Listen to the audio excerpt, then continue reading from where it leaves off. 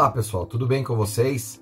Eu sou André Tesser, você está no nosso canal Dialogando Direito e hoje eu quero conversar com vocês sobre um tema que é bastante importante e que diz respeito não só ao processo civil como um todo, mas na verdade à prestação do serviço jurisdicional pelo Estado brasileiro.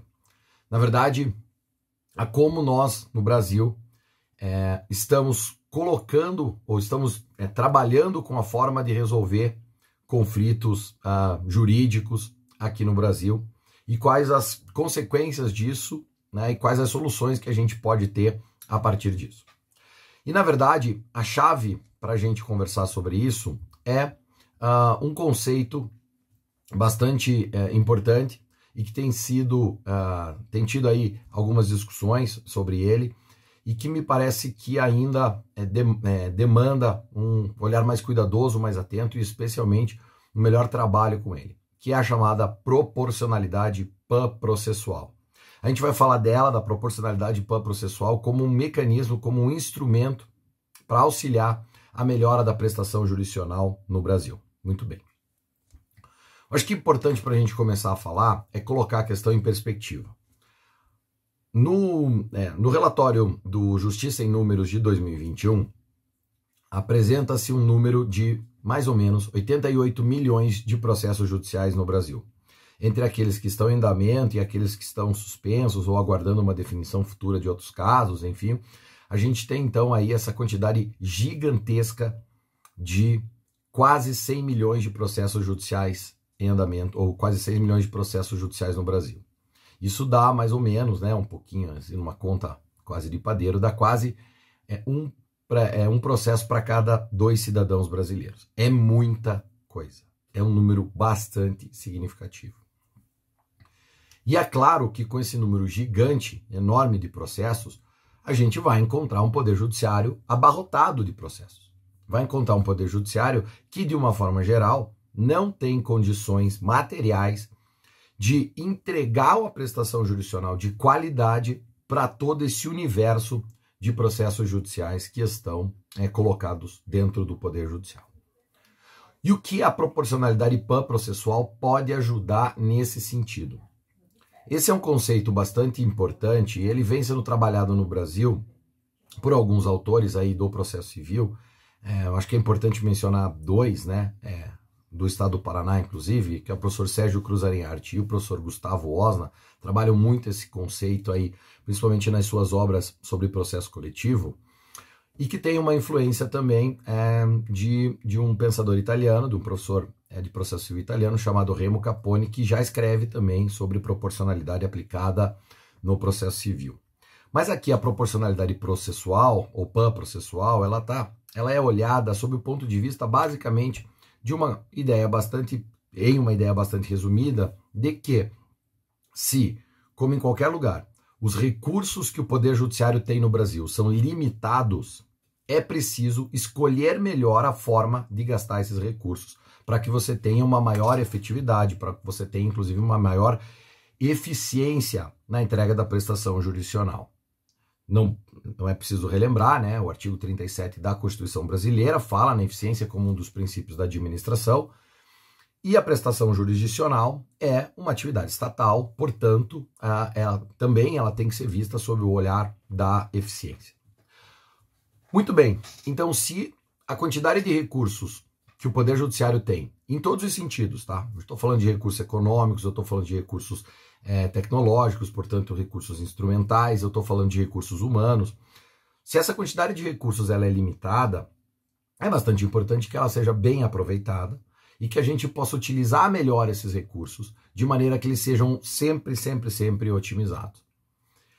E uma das chaves para que isso aconteça, dentro dessa perspectiva da proporcionalidade, é enxergar a quantidade de recursos, em todos os sentidos, mais uma vez, que é gasta pelo Estado, de uma forma geral, versus o valor da questão, ou o valor do problema que está sendo discutido dentro do Poder Judiciário. E eu não estou falando de valor monetário, tá? Eu estou falando de valor no sentido da própria prestação jurisdicional. Por quê? Porque a gente pode ter, entre aspas, causas de valor pequeno, do ponto de vista monetário, econômico, enfim, mas que tem uma repercussão social bastante grande e que, portanto, demandariam aí uma aplicação, uma quantidade de recursos maior. Então é preciso fazer toda essa valoração aqui.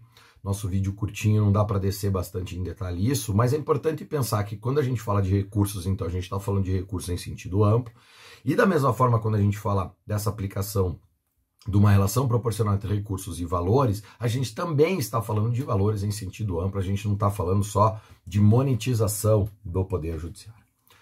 Muito bem. Quais são algumas soluções que podem, talvez, serem aplicadas ou que podem ser olhadas a partir disso e que a gente pode encontrar para poder melhorar a prestação jurisdicional no Brasil? Me parece óbvio que não faz sentido que a gente continue tendo essa quantidade gigantesca de processos. Então, de alguma forma, é preciso reduzir essa quantidade de processos de maneira que o Poder Judiciário possa utilizar seus recursos de forma mais otimizada em processos mais, entre aspas, valiosos. Uma das formas pelas quais o próprio processo civil tem procurado trazer para isso, ou pelo menos tem colocado em pauta essa discussão, é a coletivização do processo civil. É tornar aí, mediante mecanismos não só de tutela coletiva de direitos, mas também mecanismos de coletivização de julgamento de questões ou de técnicas de julgamento de casos repetidos, como tem sido utilizado aí, né, uma outra terminologia. O Brasil tem colocado essas questões em perspectiva para essa discussão, para que você possa, a partir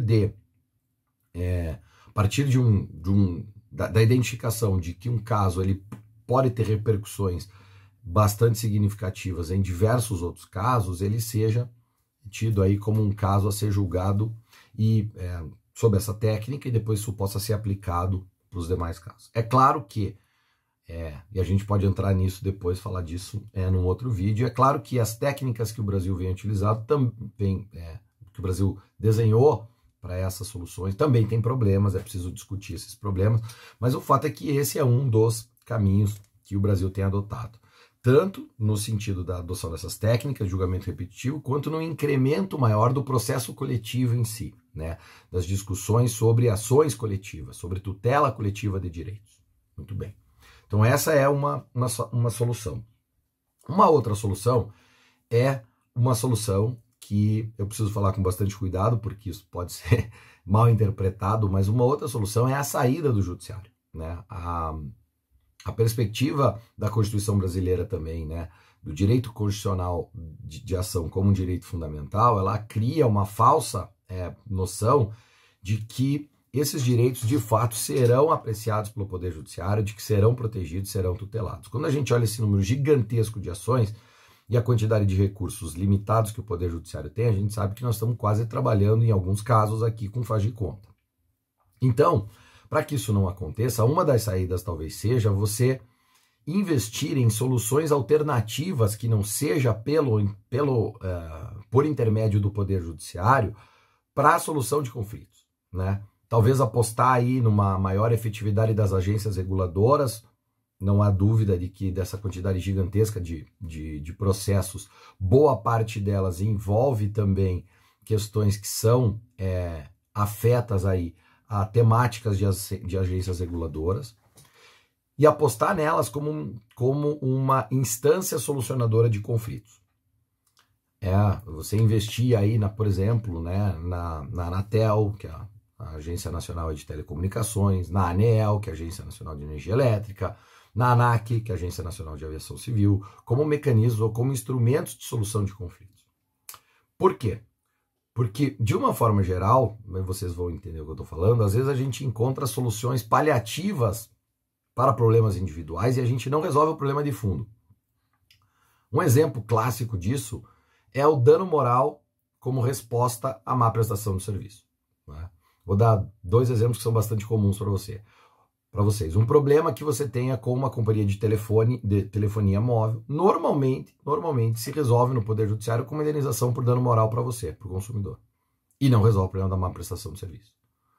Um problema que você tenha com extravio de bagagem, normalmente acaba com uma indenização por dano moral, quando não acaba com um acordo, né, com a companhia aérea, que vai te dar algumas passagens para você viajar de novo com ela perder tua mala de novo e depois você voltar para o Poder Judiciário. E não resolve o problema da má prestação do serviço.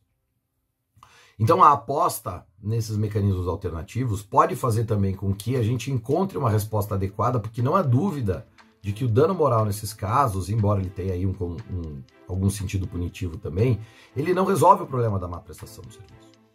Então, a gente precisa colocar essas discussões em pauta, a gente precisa olhar para isso, porque cada vez, se a gente não adotar algumas medidas, se o Brasil como um todo não se estruturar e não adotar algumas medidas, a gente vai continuar aumentando esse número gigantesco de processos, vai continuar afogando o Poder Judiciário e a gente vai continuar, em alguns casos, fingindo que entrega a prestação jurisdicional de forma efetiva, de forma tempestiva, de forma adequada. Tá bom? Queria trabalhar isso com vocês hoje, espero que vocês tenham gostado. Não esqueçam aí de se inscrever no canal, apertar o sininho aqui, ó, para saber que tem vídeo subindo, para a gente continuar dialogando direito. Valeu!